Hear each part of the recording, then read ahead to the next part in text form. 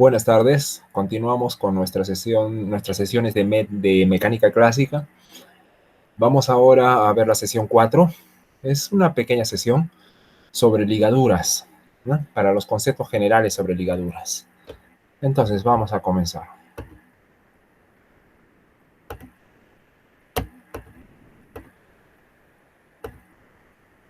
Bien. Están viendo el título, ¿no? Sobre ligaduras. ¿De qué se trata?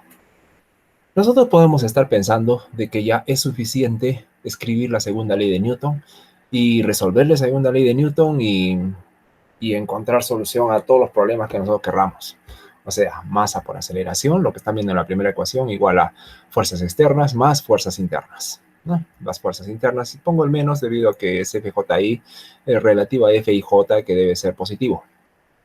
Entonces, bueno, masa por aceleración es igual a la sumatoria de fuerzas. Uno piensa, erradamente en verdad, de que simplemente escribiendo esto y resolviendo la ecuación diferencial, ya estamos con la solución a nuestro problema. Sin embargo, no se toma en cuenta, y muchas veces no se toma en cuenta, las regiones en las cuales nuestros sistemas pueden estar atados o restringidos en su movimiento. Por ejemplo, una partícula que se mueve sobre una mesa, ¿no? Sobre una mesa, la partícula está restringida a un movimiento en 2 dimensiones, ¿no? Ya no puede saltar a la tercera dimensión, o sea, no puede estar moviéndose en alturas, ¿no? Por encima de la superficie de la mesa. Entonces, en ese sentido, la superficie de la mesa actúa como una restricción, como una ligadura. Y así, entonces, tenemos restricciones al movimiento, ¿no? O de repente pienso en una cuerda y en la cuerda colocamos una cuenta, ¿no? Una bolita, y hacemos que la bolita se mueva solamente sobre la cuerda. Estamos quitando muchos grados de libertad. En realidad, hasta 2 grados de libertad estamos disminuyendo, de tal manera que nuestra partícula esté moviendo solamente 1 grado de libertad. Entonces, el caminar sobre esa cuerda está generando de que nuestro objeto, nuestro sistema se mueva de manera restringida por esas ligaduras, ¿no?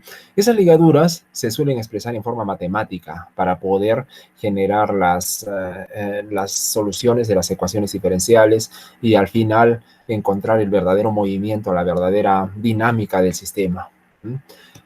Otro ejemplo que les pongo por aquí es el caso de un sólido rígido.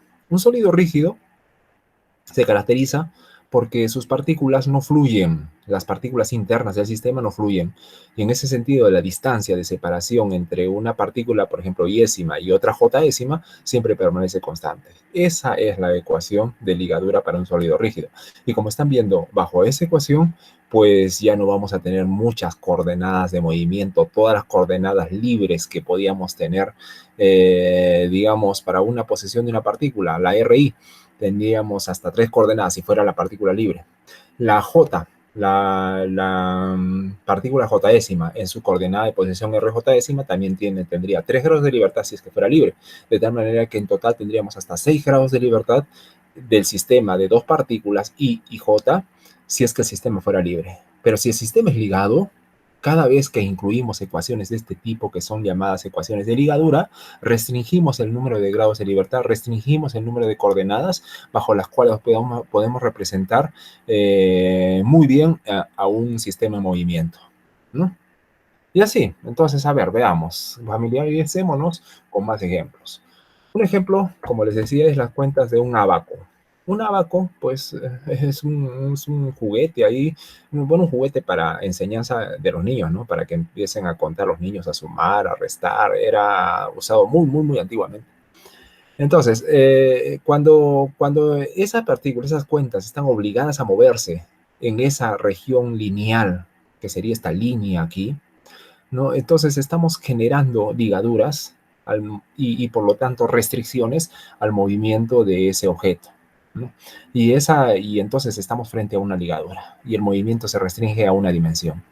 Otro ejemplo de ligadura, ¿no? Un ejemplo así que uno puede observar fácilmente, son las moléculas de un gas dentro de un contenedor. A ver, ¿qué pasa? Cuando tenemos un contenedor, imagina un contenedor, puede ser de forma cilíndrica, de la forma que ustedes deseen. El contenedor tiene una superficie que puede ser esférica, cilíndrica, puede ser, qué sé yo, en forma de cono, lo que ustedes puedan imaginar, ¿ya? Entonces, si el gas está condenado a moverse solamente en ese interior, en esa geometría, entonces ya estamos pensando de que está limitado y por lo tanto hay una restricción y por lo tanto ya hay ligaduras. O sea, la superficie del contenedor vendría a actuar como una ligadura. O pienso en una partícula localizada sobre la superficie de una esfera sólida. ¿Eh? Una esfera sólida, imaginen una esfera, y una partícula moviéndose únicamente sobre la esfera.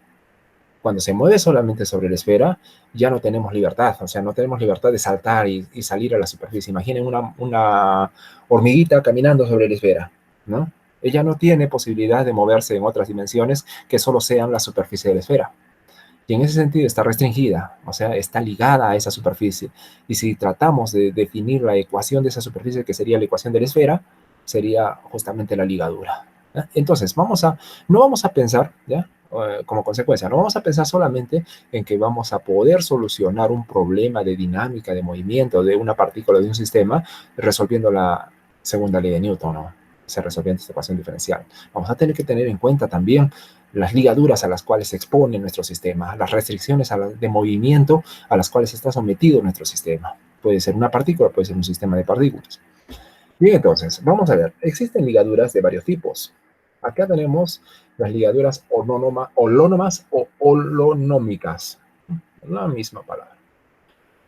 Cuando esa ligadura, esa superficie de ligadura, como hemos estado hablando, ¿no? Se puede expresar como una función, acá véanla, como una función de las coordenadas de movimiento. Acá tenemos, por ejemplo, si fuera un sistema de partículas, R1, R2, R3 son las coordenadas de las diferentes partículas que hacen parte de un sistema de partículas, ¿no? Y además del tiempo, posiblemente, en forma explícita. Entonces, si yo puedo expresar una función de este tipo, sea lineal, no lineal, lo que sea, pero si puedo expresar en una forma de ecuación así, entonces estoy con una ligadura de tipo holonómica. Ejemplos de ligaduras holónomas. Vamos a poner unos ejemplos para que estemos bien familiarizados con eso. Cuando tenemos un sistema, un sólido rígido, pues yo puedo expresar esta ecuación. A ver, vamos a entenderlo un poquito más. Se las escribiré en la pizarra, ¿no? Cuando tenemos esa ecuación, R y J, a ver, tenemos un sistema de partículas que vamos a decir, estamos frente a un sólido rígido. Entonces dibujemos ahora. Tenemos un sistema coordenado ya bastante habitual para nosotros, X, Y, Z, ¿no? Y vamos a colocar un sistema de partículas, están viendo ahí los puntitos, un sistema de partículas, y esto hace parte de un sólido rígido, o sea, esas partículas no se van a mover una relativa a la otra. ¿Ah?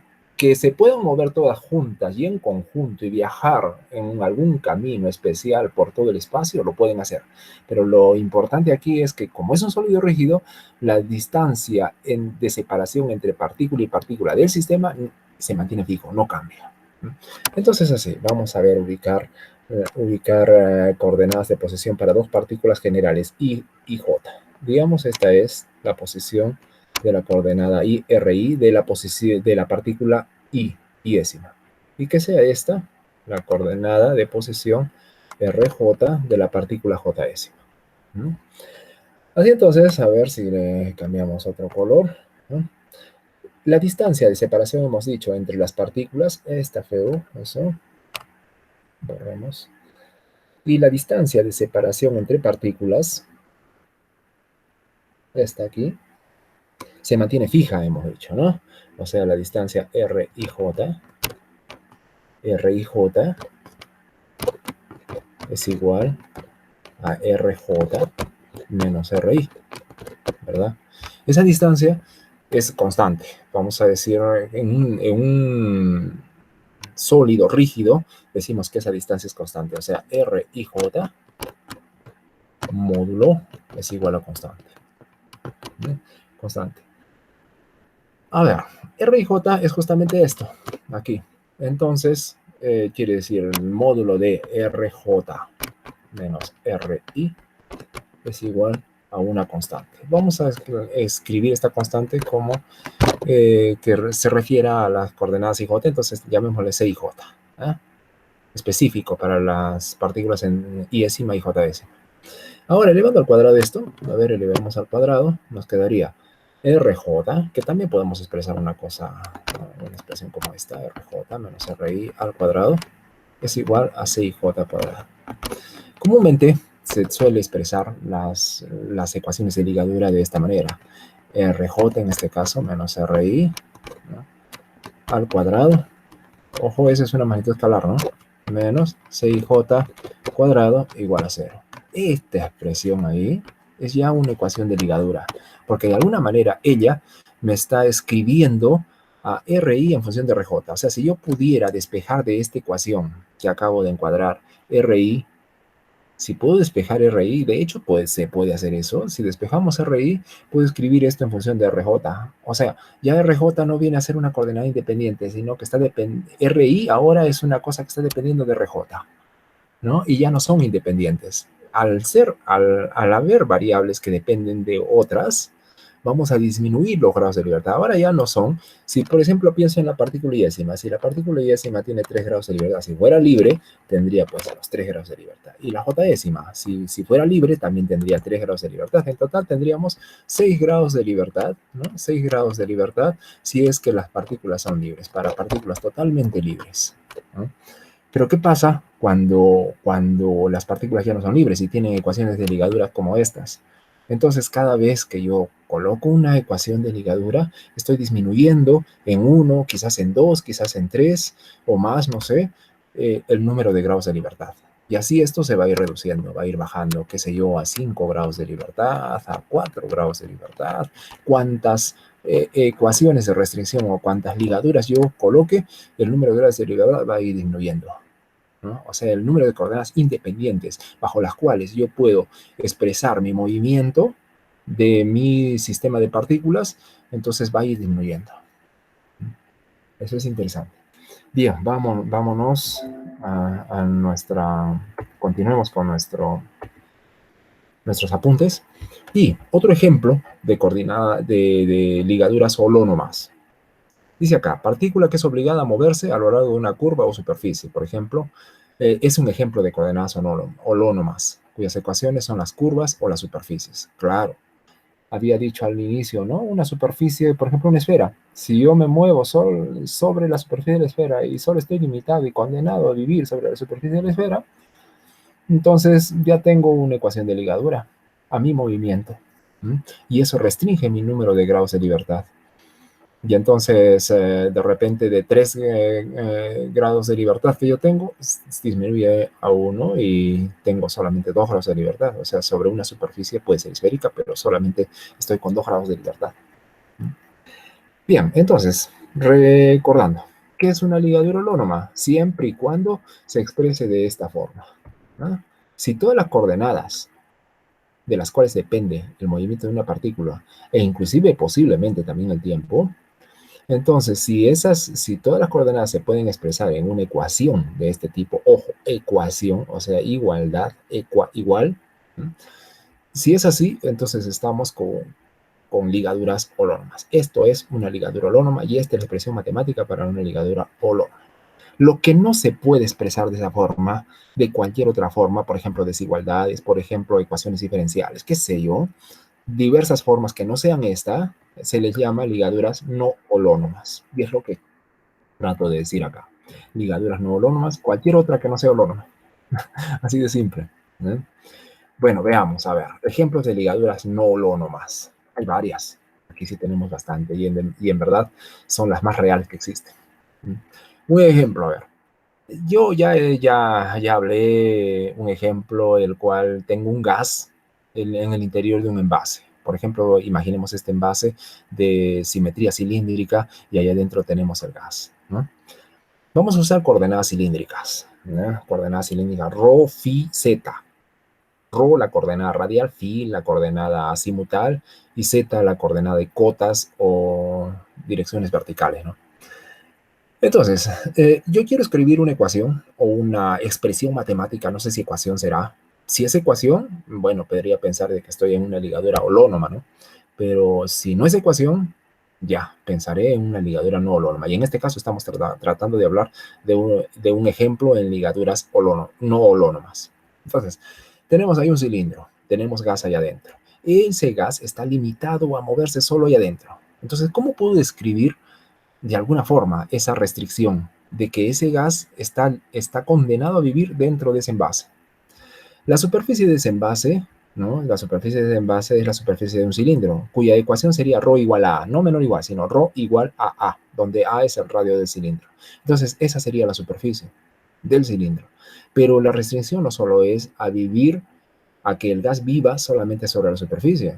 El gas vive en la superficie y dentro de la superficie, en el volumen dentro de la superficie. Entonces, lo más indicado para poder ver la restricción, matematizar la restricción en la que vive el gas, sería ρ, o sea, la coordenada radial menor o igual que el radio del cilindro, menor o igual que A. Entonces, esta sería la restricción. Esa sería la ligadura. Y como ven, no es una igualdad, es una desigualdad. Entonces, al no ser igualdad, que ya sabemos si es igualdad es una ligadura holónoma, entonces al no ser igualdad, entonces estamos con una ligadura no holónoma. Cualquier otra es una ligadura no holónoma, y este es el caso de una ligadura no holónoma. Otro ejemplo es, imaginemos partículas que se mueven sobre la superficie de una esfera. Si la gravedad está influenciando aquí, pues las partículas no se van a mover y no siempre van a estar sobre la superficie de la esfera todo el tiempo. De hecho, si la gravedad es significante, ¿no?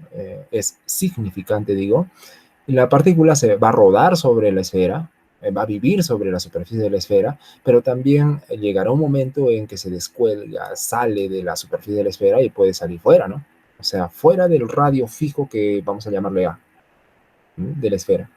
Entonces, una expresión como r cuadrado menos a cuadrado mayor o igual que 0 me dice, con el igual, me está diciendo todos los puntos de la superficie de la esfera. Y con el mayor me está diciendo todos los puntos fuera de la esfera. Entonces, una expresión como esta, r cuadrado menos a cuadrado mayor o igual que 0, me está hablando de un espacio que puede ser sobre la superficie de la esfera o fuera de la esfera. Y de hecho, en este tipo de ejemplo que estamos mirando en la pizarra, ¿no? De hecho, estamos tratando de colocar a esa partícula en esas dos posibles posiciones, sobre la superficie de la esfera y fuera de la superficie de la esfera. Entonces, una expresión matemática como esta me indica bien esas posibilidades, ¿no? Y al ser mayor o igual que 0, o sea, al ser una inecuación, pues estamos con una ligadura no holónoma. No es holónoma, es no holonómica, ¿no? Bien, entonces, sabiendo eso, hay otras ligaduras que son del tipo no holónoma que ahorita, que de acá a poco vamos a ver, ¿no? Vamos a dar más ejemplos, ya con un poco de matematización inclusive de las expresiones. Bien, otra clasificación es de acuerdo al tiempo, si estas expresiones matemáticas dependen explícitamente del tiempo o no.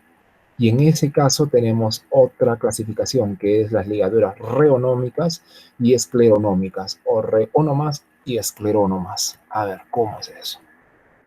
Digo acá, si contienen explícitamente el tiempo en su expresión matemática, se les llama reónomas. Pero si no contienen explícitamente el tiempo, o sea, es posible que haya una dependencia implícita del tiempo o que de repente no dependan definitivamente del tiempo, cualquiera de las dos cosas puede ser, se les llama esclerónomas, ¿no? A ver, vamos a ver ejemplos. Yo tengo una cuenca, una bolita, deslizándose en un alambre curvo, rígido y fijo. O sea, ese camino por donde va a pasar la bolita es un camino fijo y rígido, ¿no? Es un alambre rígido. Como no está cambiando esa ligadura, ese espacio por donde se está moviendo mi partícula, como no está cambiando en el tiempo, entonces es una ligadura que no es una expresión matemática de ligadura que no va a depender explícitamente del tiempo. Y entonces llamamos a eso, y de hecho ni siquiera depende del tiempo, ni implícitamente ni explícitamente. Entonces en ese caso hablamos de una ligadura esclerónoma, independiente del tiempo en este caso. Otro ejemplo. En el anterior ejemplo, o sea, estamos hablando otra vez de la bolita dentro moviéndose por el alambre curvo rígido. Pero vamos ahora a ver, ¿qué pasa? Por ejemplo, si el alambre se está moviendo, se está moviendo. Además de que la partícula se mueve dentro del alambre, el alambre por su propia cuenta cobra vida y también se está moviendo. Entonces, en ese caso, estamos con una ligadura de tipo reónoma. Vamos a ver cómo se miraría en una figura.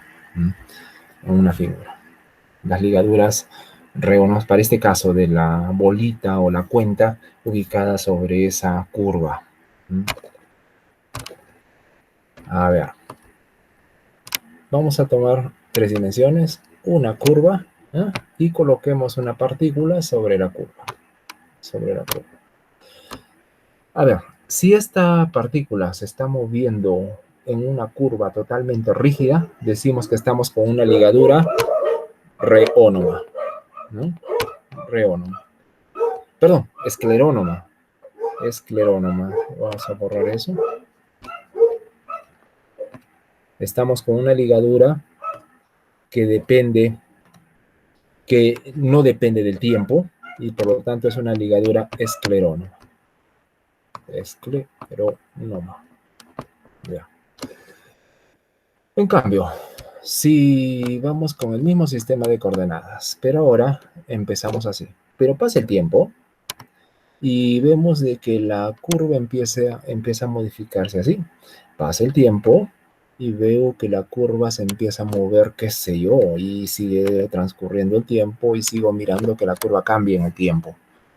Entonces, ahora la ligadura es la que se está moviendo, no la partícula. La partícula sigue condenada a moverse sobre la curva, sobre la ligadura. Lo que está moviéndose es la ligadura misma, o sea, la curva, ¿no? Por donde viaja la partícula. En ese caso, entonces, estamos con ligaduras de tipo reónomas, que dependen del tiempo. Reónomas. Reónomas. Ya, entonces esa es la diferencia, ¿no? No estamos hablando del movimiento de la partícula, sino estamos hablando del movimiento o los cambios que puedan sufrir las ligaduras. Muy bien, continuemos entonces. Y ya. Una observación importante, ¿no? ¿Qué pasaría si en el caso de que la ligadura, o sea, el alambre, se empieza a mover, o sea, cambia su forma, pero ese cambio es provocado por la gravedad, o sea, esto es por la cuenta que puede estar viajando ahí, más bien la cuenta es la que deforma el camino, ¿no? En ese caso, ¿no? En ese caso que se esté deformando el camino, la ligadura sigue siendo esclerónoma, porque la verdad, ¿quién ha sido el que ha modificado la ligadura? Quien ha modificado es la partícula, más no la curva. La curva ha continuado independiente del tiempo, ¿no?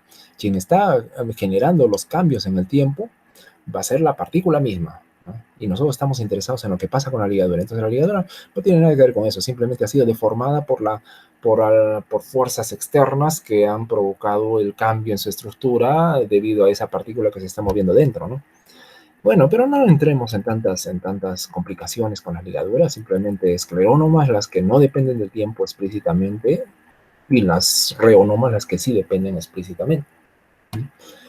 Vamos a ver, existen unas dificultades que se engendran cuando estamos trabajando con ligaduras. Una primera dificultad que nos va a dar paso a algo, a un concepto muy importante, que son las coordenadas generalizadas, es que las coordenadas de posición RI, ya no son independientes, es lo que habíamos dicho, ¿no? A medida que encontramos más ligaduras, reducimos los grados de libertad de movimiento. Eso quiere decir que se reducen el número de coordenadas de trabajo, ¿no? Entonces, esta primera dificultad, las coordenadas RI, ya no son más independientes del todo, o sea, ya no son todos los grados de libertad que nosotros quisiéramos si fuera partícula libre. Ahora, como la partícula ya no es libre, está ligada, entonces hay ecuaciones de ligadura y eso es lo que provoca disminución en los grados de libertad. Por lo tanto, el número de coordenadas independientes que puede haber va a ser menor que el número de coordenadas iniciales cuando la partícula era libre o el sistema era libre, ¿ya? Entonces, ya tengo una primera dificultad en mis estados de movimiento. Una segunda dificultad es las fuerzas de ligadura que se engendran. Así, por ejemplo, si yo veía el alambre donde circulaba la cuerda, es posible que la cuerda, al moverse por el alambre, está generando una fuerza interna, posiblemente de rozamiento o de reacción normal de la superficie de contacto contra la partícula, ¿no? Esas fuerzas de ligadura es un poco complicado este problema, esta dificultad que proviene de ingresar las ligaduras. eh, es un poco, no difícil, sino más bien que nosotros necesitamos conocer el estado de movimiento del sistema, o sea, quizás resolver ya las ecuaciones diferenciales. Una vez resueltas, ya podríamos hacer cálculos para encontrar esas fuerzas de ligadura. Entonces, no es una cosa que podamos definir desde inicio, ¿no? Quizás al final del problema y ahí recién poder identificar esas fuerzas de ligadura. Bueno, pero tenemos esas dos dificultades que se han engendrado a partir de este problema de insertar ligaduras. Bien, entonces, a ver, para la primera dificultad, que hablábamos de que se generan menos grados de libertad, por lo tanto, menos coordenadas independientes de movimiento. En el caso de ligaduras holonómicas, las ligaduras donde tenemos expresiones de igualdad para las relaciones entre todas las coordenadas de movimiento e inclusive el tiempo si lo desean. Entonces, vamos a pensar en lo siguiente.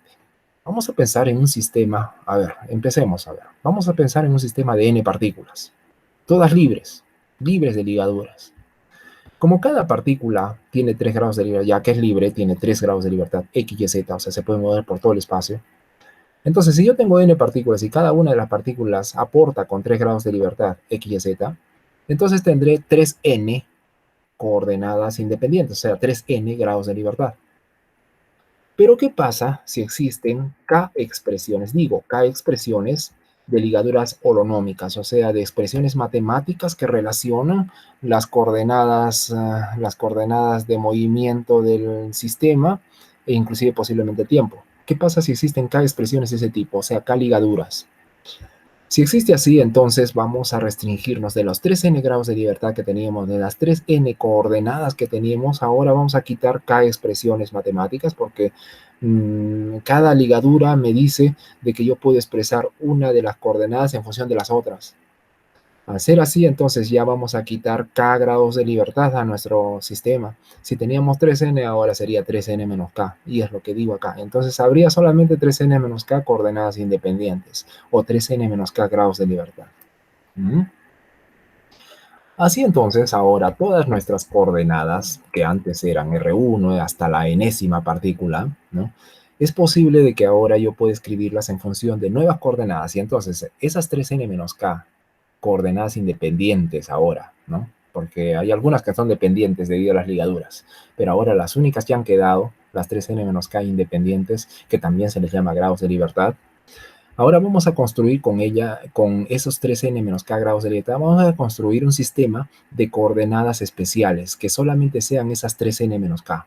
Entonces, todas las posiciones de las partículas vamos a expresar en función de esas nuevas coordenadas, que solamente son las independientes. Por eso pongo acá hasta 3n menos k. Entonces, de todas esas coordenadas independientes que son los grados de libertad absolutos que ahorita tenemos. Así entonces yo puedo expresar expresiones matemáticas de mis coordenadas de movimiento de todo mi sistema de partículas en función de las coordenadas. Ahora les voy a llamar coordenadas generalizadas a estas Q. Bien, entonces estas nuevas coordenadas les llamamos coordenadas generalizadas, ¿no? Que cuentan el número de grados de libertad independientes.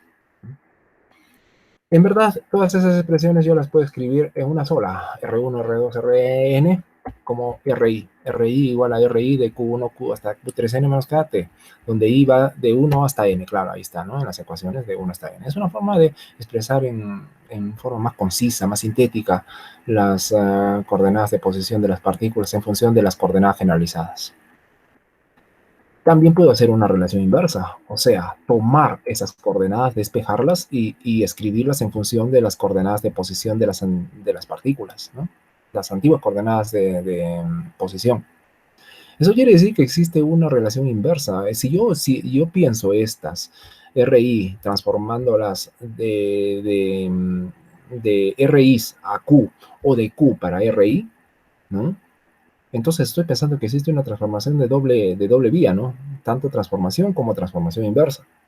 Entonces, si existe, ya, debo tratar esto entonces como una transformación de coordenadas generales de posición de partículas a coordenadas generalizadas, ¿no? Coordenadas de grados de libertad independientes. Eso quiere decir, si eso lo tomo como una transformación, el determinante de derivada de Q alfa con respecto de R debe ser diferente de cero. O sea, el jacobiano debe ser diferente de cero. Claro, el jacobiano tiene que ser diferente de cero para que exista transformación inversa. Y eso es lo que yo estoy proponiendo, ¿no? De que estas puedan ser revertibles. Entonces, esto debe cumplirse. Para la expresión matemática, para transformaciones, el jacobiano debe ser diferente de cero, si no, no existiría función inversa. Bueno, una forma de sintetizar las ecuaciones de ligadura es la siguiente. Fi de R1, R2, Rn hasta T igual a cero. Son las expresiones matemáticas de ligaduras holonómicas, ¿no? Las que habíamos escrito por acá arriba. Estas acá.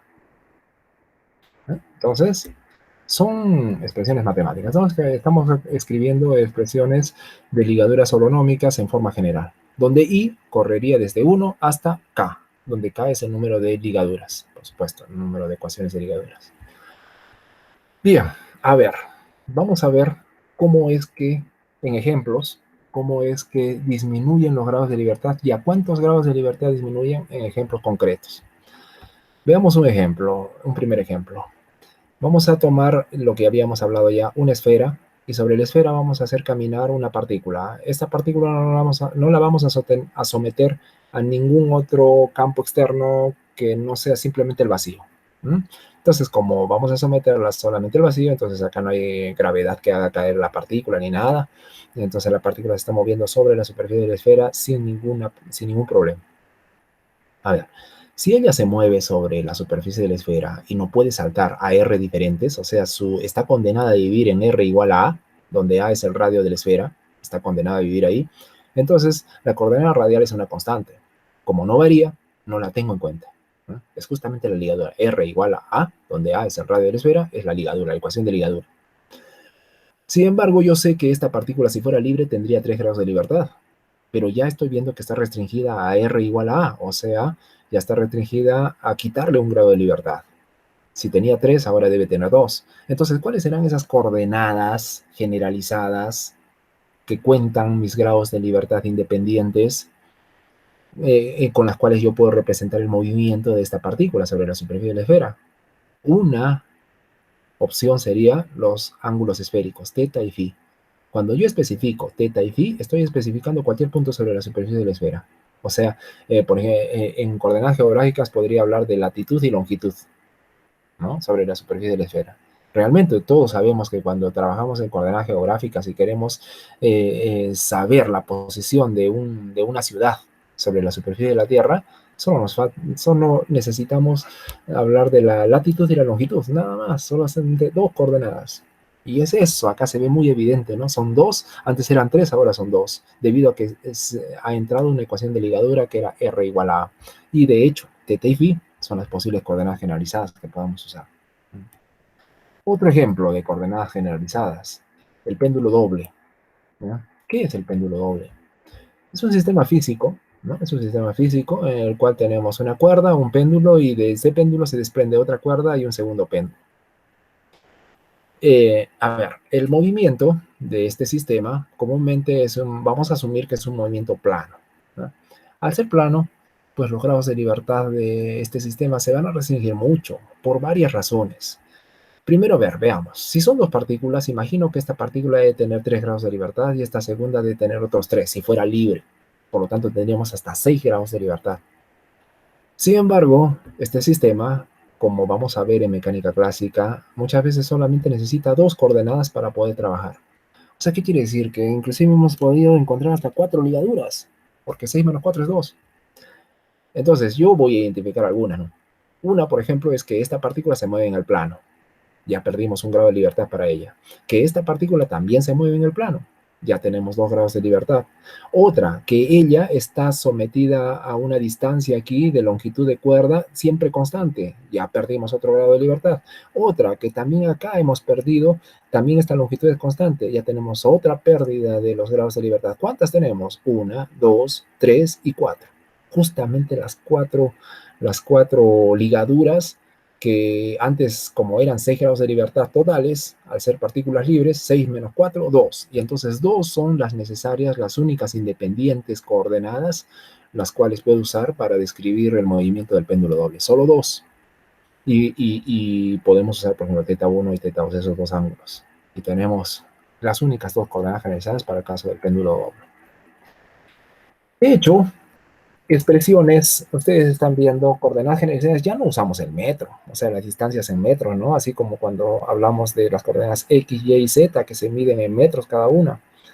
Ahora ya es una cosa más general, ahora podemos usar ángulos, ahora podemos usar otras cosas más abstractas, como por ejemplo acá digo, acá las amplitudes de una expansión de Fourier de los vectores de posición, o no sé, expresiones más abstractas aún todavía, como cantidades con dimensión de energía o momento angular, podrían ser también coordenadas generalizadas, ¿no? Que me describan bien los grados de libertad independientes del sistema. Y bien, entonces, las ligaduras no holónimas, no holonómicas o no holónomas, no son solamente desigualdades, como habíamos dicho por ahí arriba, ¿no? En realidad, todo lo que no sea holonómico es no holonómico. ¿Mm? Entonces, si nos habíamos dicho que las holonómicas son de esta forma, solo en forma de ecuación, entonces todo lo que no sea de esa forma va a ser no holonómica, desigualdades e inclusive hasta ecuaciones diferenciales. Y de hecho, acá vamos a ver un ejemplo de ecuaciones diferenciales para como ligaduras no holónomas. Pensemos en lo siguiente, a ver. Dice acá, si las ligaduras son no holonómicas, podemos tener casos, por ejemplo, de ecuaciones diferenciales. Vamos a ver ese ejemplo. A ver, imagine un aro, lo ven acá ustedes, un aro cuyo plano se mueve en forma paralela al eje Z, o sea, perpendicular al plano XY. O sea, este aro no va a estar cabeceando ni nada, es siempre vertical y siempre moviéndose, girando. Y girando, rotando, sin deslizar, ¿ya? Solamente rotación, sin deslizar. Entonces, él se mueve sobre una trayectoria, qué sé yo, ¿no? Y vamos a determinar algunas coordenadas para su movimiento. De hecho, si está rotando, es bueno pensar en una coordenada angular phi, que me habla de la rotación en el plano del disco. Y pensar en otra coordenada. A ver, pensemos en el eje de rotación. Miren cómo está rotando, imaginen la rotación del aro y piensen en el eje, que es un eje transverso que pasa por aquí, ¿no? Pasa por aquí. Paralelo a ese eje, yo voy a construir una línea acá, que se va hacia el eje X, que se va hacia el eje X y forma un ángulo θ con la dirección del eje X. Entonces, el movimiento de rotación va a ser descrito por este ángulo phi. Y el movimiento de traslación, movimiento de cambios en el espacio, o sea, de traslación mismo, va a ser medido por este ángulo θ, donde esta línea es paralela al eje de rotación del aro. Entonces tomamos esas dos coordenadas, asumamos siempre la velocidad va tangente a la trayectoria, y debido a que va tangente a la trayectoria, el eje que pasa por acá siempre va a estar perpendicular a la velocidad, tangencial al aro, ¿no? Siempre va a ser perpendicular. Entonces tomemos en cuenta también eso. Bien, a ver, ¿qué vamos a usar? Vamos a usar coordenadas. Primero, ¿qué vamos a usar acá? Un plano de disco siempre vertical, ya dije eso. Vamos a usar las coordenadas X, Y de movimiento porque vamos a restringirnos a rotar con el disco sobre la superficie del plano XY. Al estar restringido a moverse solamente en el plano XY, entonces ya no vamos a tener 3 grados de libertad y vamos a tener 2. Y de hecho yo ya estoy poniendo ahora phi y el ángulo θ van a ser nuestras dos coordenadas generalizadas. Bien, el ángulo phi es el ángulo de rotación alrededor del eje del disco, como hemos dicho, y el ángulo θ es el ángulo entre el eje del disco y el eje X. Dije acá, ¿no? Este es el eje del disco y paralelo a él he construido esta línea que viene de este punto de contacto del aro hacia el eje X y el ángulo le vamos a llamar θ. Muy bien. A ver, debido a la ligadura, la velocidad de la partícula en relación a este ángulo phi, y si A es el radio del aro, entonces la velocidad es A por phi punto. Esto no trae más dificultad, más complicación. Radio por velocidad angular, ¿verdad? Es la velocidad tangencial de una partícula, donde A es el radio del disco. Bien. Ahora vamos a ver las cosas que suceden en el plano XY. Aunque esto está dibujado en 3 dimensiones, ¿no? Esto está trabajando en 3 dimensiones. Vamos a tratar de mirar las cosas en 2 dimensiones. ¿Cómo se ve? Ahí están. P es el punto de contacto con la superficie del plano XY, o sea, este P. Ahí lo estoy poniendo acá. Luego, la velocidad de la partícula del aro va en este sentido sobre el plano XY y también lo miro acá. Después, esa línea que es paralela al eje del disco, ¿no? Esta línea acá, P hasta aquí, vamos a llamarle Q a este punto, está aquí, PQ, y el ángulo es θ. Bueno, juegos simples nos dicen de que este ángulo es θ, ¿no? Si esto es θ, esto es 90 menos θ, esto es θ, este es 90 menos θ, y por lo tanto este es θ, ya que esto es 90 grados. Entonces tenemos θ aquí. Ya, voy a encontrar las componentes x y y de esta velocidad, tangencial al aro. Entonces, la componente x, que será esta, positiva, es b seno de θ, claro, es el opuesto. Y la componente y, que veo que va para abajo, que es negativa, debido a que el eje y va para arriba, entonces sería menos b coseno de θ, porque es el adyacente, ¿verdad? Ya tenemos las coordenadas bx y by. Sin embargo, la componente x de velocidad relativa a las coordenadas x y viene a ser pues derivada de x con respecto a tiempo. Y la velocidad, como habíamos visto ya, es a por phi punto. La tenemos acá, a por phi punto, por seno de θ. Misma cosa lo hacemos para la componente y de la velocidad. Derivada de y con respecto de t es igual a menos a phi punto por coseno de θ. Muy bien. Ahora trato de expresar esto en ecuaciones diferenciales. O sea, vamos a pasar diferencial de t para el otro lado. Como acá hay phi punto, que es derivada de phi con respecto de t, se elimina con diferencial de t y tenemos la siguiente ecuación. Diferencial de x es igual a por diferencial de phi por seno de θ, que lo paso hacia el lado izquierdo, menos a seno de θ diferencial de phi igual a 0. Cosa análoga con la segunda ecuación. ¿Y qué veo acá? Veo relaciones matemáticas de las coordenadas XY con las coordenadas θ phi, pero en una expresión, o sea, son ligaduras, y veo la igualdad, solamente que no están escritas de esta manera. A ver, vamos por arriba.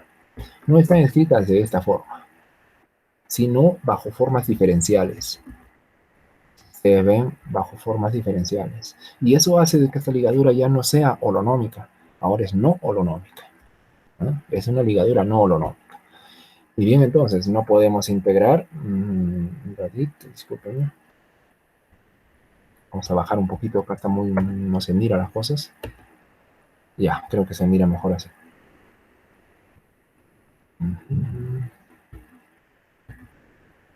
Ya, está mejor así. Entonces, esas ecuaciones no pueden ser integradas inmediatamente, ¿no? Yo necesitaría saber cómo es X, cómo es Y. De hecho, necesito saber cómo es X, cómo es Y. Y para eso yo necesitaría resolver las ecuaciones de movimiento. Una vez resueltas las ecuaciones de movimiento, podría yo recién entender estas ecuaciones de ligadura. De hecho, estas ecuaciones tienen que ver con las fuerzas de interacción del aro con la superficie. Entonces yo les decía anteriormente, ¿no? También para poder saber ese segundo problema que se introducía cuando colocábamos las ligaduras, de que no sabemos cómo son esas fuerzas de ligadura, esas fuerzas de contacto. Para conocer esas fuerzas de contacto yo necesito resolver las ecuaciones de movimiento. Una vez conocidas, ahí puedo ya tener idea de cómo son esas fuerzas de contacto. Eso vamos a hacer más adelante, ¿no? Más adelante. Bien, entonces, por el momento estas ecuaciones no pueden ser integradas fácilmente. Yo tengo que integrar primero la ecuación de movimiento general y recién después ver las ligaduras para encontrar las fuerzas de interacción, ¿no? Y justo lo que estoy diciendo, ¿no? Que nos otorgue una ligadura holónoma, ya que esta es no holonómica. Y bien, entonces, no creo que haya... algo importante también, que este tipo de ligaduras, y de hecho hasta las ligaduras holonómicas, podemos introducirlas dentro de las ecuaciones de movimiento, de hecho. Las ecuaciones de movimiento, como vamos a ver más tarde, son las ecuaciones de Euler-Lagrange. Las ecuaciones de Euler-Lagrange vienen de el sistema en sí, o sea, tratamos de entender bajo la segunda ley de Newton las ecuaciones de movimiento del sistema, no las ligaduras, sino el sistema mismo. Cuando resolvemos eso, tenemos que incluir estas ligaduras ornonómicas, no ornonómicas, de alguna manera para poder ver cómo influencian dentro de las ecuaciones de movimiento. Una forma de introducirlas es una técnica llamada los multiplicadores de Lagrange. Entonces, cuando introducimos esas expresiones, las ligaduras dentro de las ecuaciones de movimiento, estamos usando ese método.